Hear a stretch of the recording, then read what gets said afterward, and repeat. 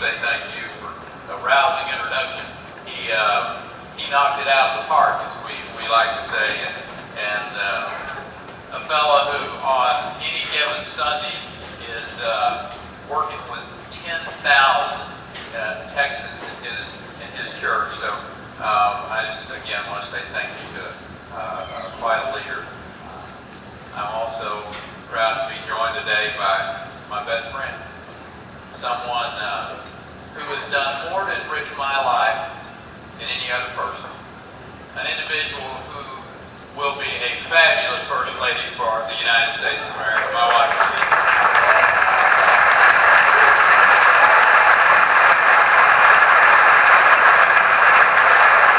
is good to be with all of you. I want to thank Tony Perkins for the invitation to speak at the event today and for his work in advancing the conservative constitutional principles that built the greatest nation in the history of civilization. Tony, thank you. So many of you have come to this gathering of value voters. You know, and it really strikes me as interesting. There is no voter in America who is not a value voter.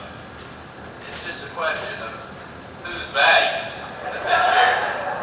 And you think about that. You know, some hold this worldview that government must be central in our lives and serve as our caretaker.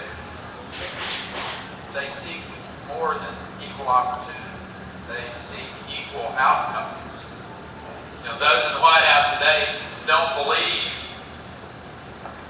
in American exceptionalism.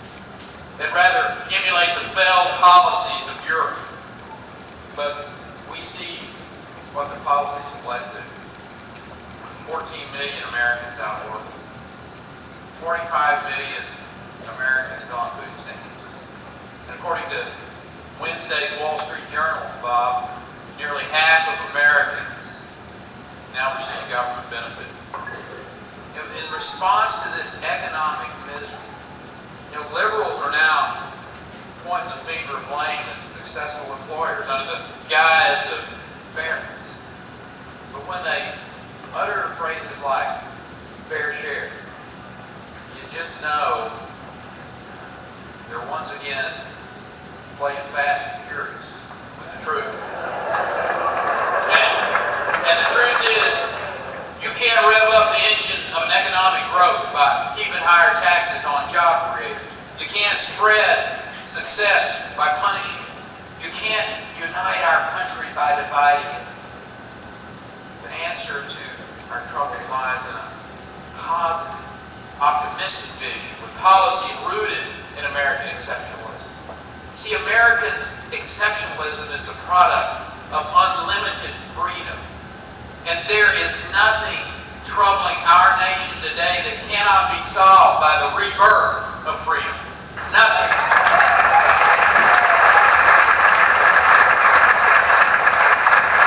I believe in this great country of ours. I believe in the capacity of our people to create prosperity through private ingenuity. I believe in the values of the American people. Americans know anything worth achieving in life requires hard work, not government's handout.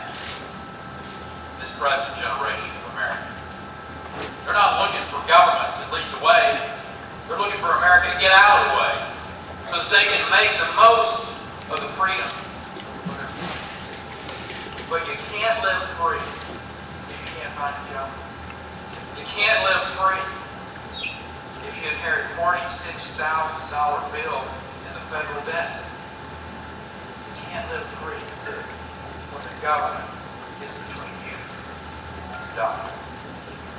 I believe it's time to revive freedom for our families and our employers.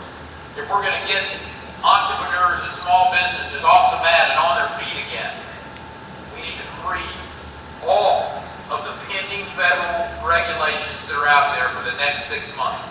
Freeze them all.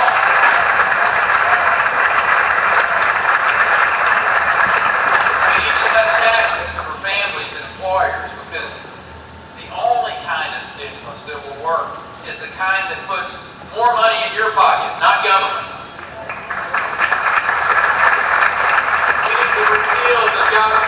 bureaucratic nightmare that's known as Obamacare.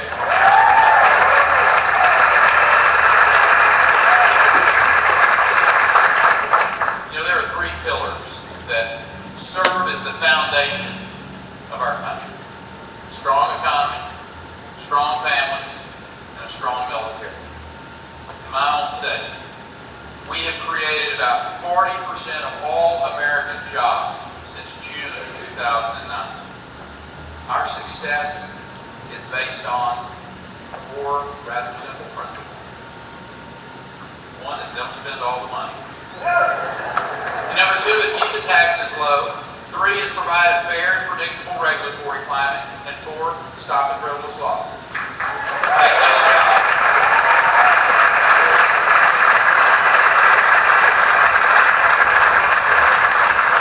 The most sweeping tort reform in the nation, and which I might add includes a new loser pay law in the state of Texas.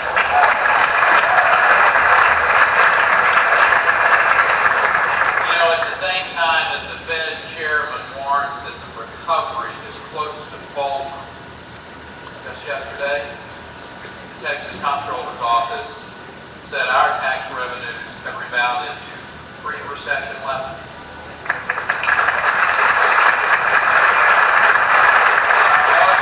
Our August home sales rose. Our employment expanded. Our exports increased. Manufacturing activity started climbing. And yet, there was President Obama, standing in front of the White House press corps, doubling down on the same failed strategy that had worsened our economic crisis and doubled our deficits. It just goes to show you that those blinded by tax and spend, big government ideology will never see the truth. Every day it is clear that the United States economy, for it to grow and to succeed, we need new leadership.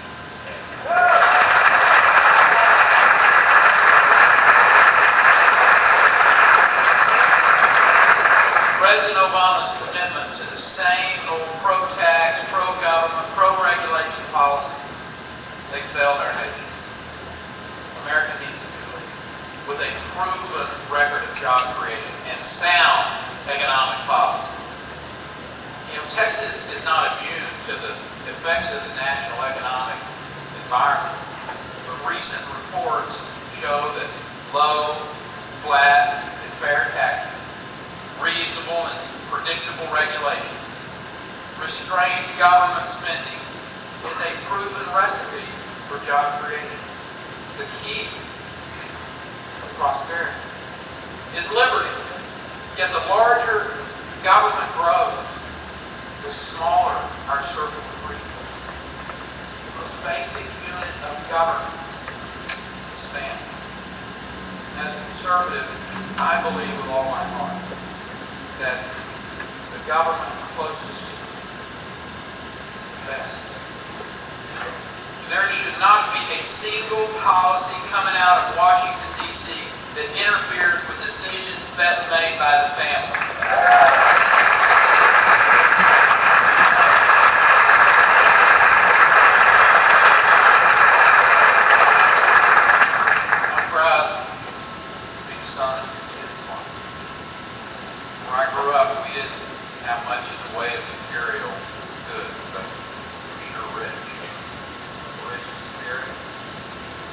Abundant faith, devoted family, happiness was the product of what we had, what we believe.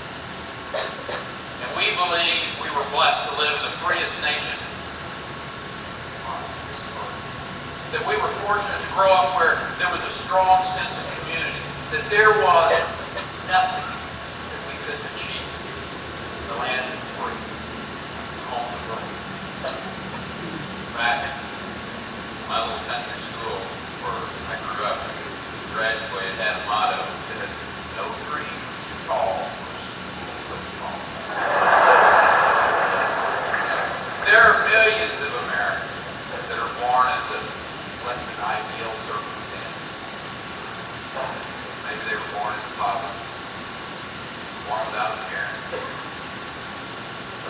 decide we must stand for the principle that every life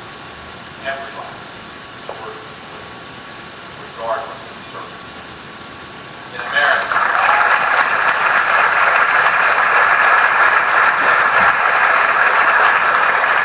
it's not where you come from that matters, where you're going.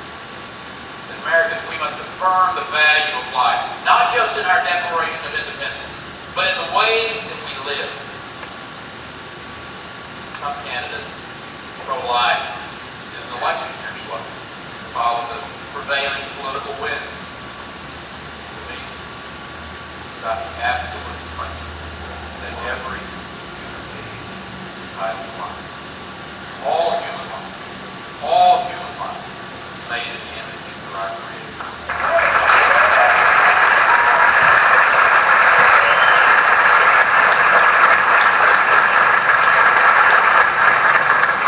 Every ounce of life is to be protected. From the most frail who are elderly, to the most vulnerable who are unborn. That's why, as governor, I have consistently worked for pro-life legislation.